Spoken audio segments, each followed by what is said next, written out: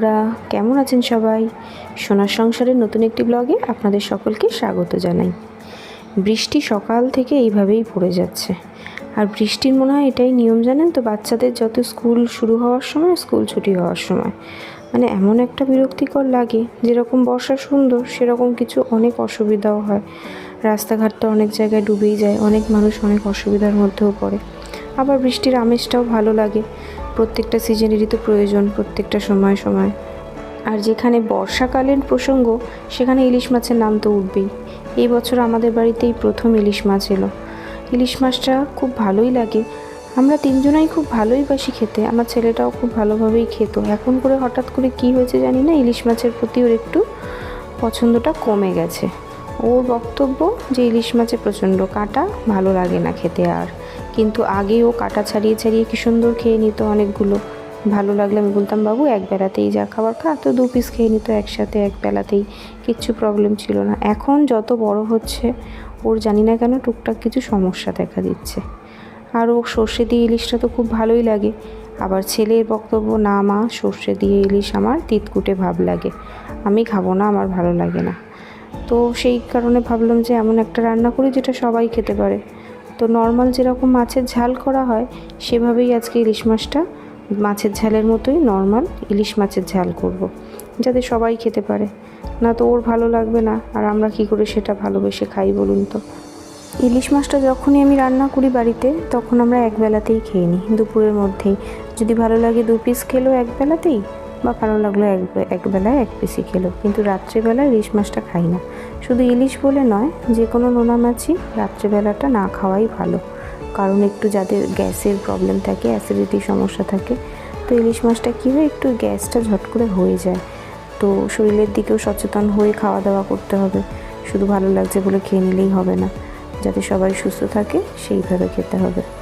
তো নর্মালি ইলিশ মাছটাকে ঝাল করছি, নুন হলুদ দিয়ে মাছটাকে ভালো করে ভেজে নিলাম।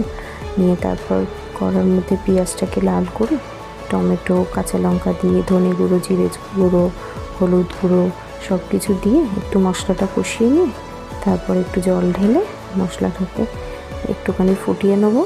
নিয়ে যতক্ষণ জলটা পুরোপুরি না মরে যায় ততক্ষণ অবধি এটা হতে দেবো।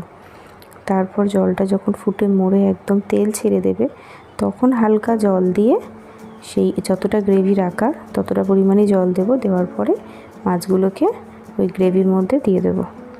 দিলে তারপরে আস্তে আস্তে মাছগুলোকে একটু টুকটাক নেড়ে চেড়ে সাজিয়ে নিয়ে, এবারে যতটা আপনার গ্রেভি প্রয়োজন বা নুন চাকার হলে চেখে নেবেন, নিয়ে সেই অনুযায়ী ফুটিয়ে মাছের সাথে হালকা ধনেপাতা ছড়িয়ে দিলেই রেডি হয়ে যাবে ইলিশ মাছের ঝাল। এটা কিন্তু খেতে খুব ভালোই লাগে। আর তার সাথে করছি একটু মোচা রান্না।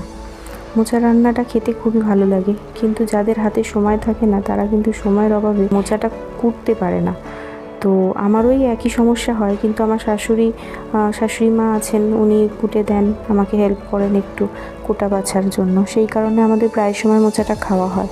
তা না হলে হয়তো আমাদেরও সবসময় মোচা খাওয়াই হতো না, হয়তো হতো খুব অনেক দিন ছাড়া ছাড়া। কিন্তু শাশুড়ি মা আছে বলে উনি একটু কোটা বাছা হেল্প করে দেন বলে আর অসুবিধা হয় না। যখন ইচ্ছা তখনই মোচাটাকে কিনে খেতে পারি। আর করবো একটু কুমড়ো শাক দিয়ে বেগুন। অনেকেই মনে করেন কুমড়ো শাকটা একটু খটখটে মতো হয়, লাউ শাকের মতো অত স্মুথ হয় না।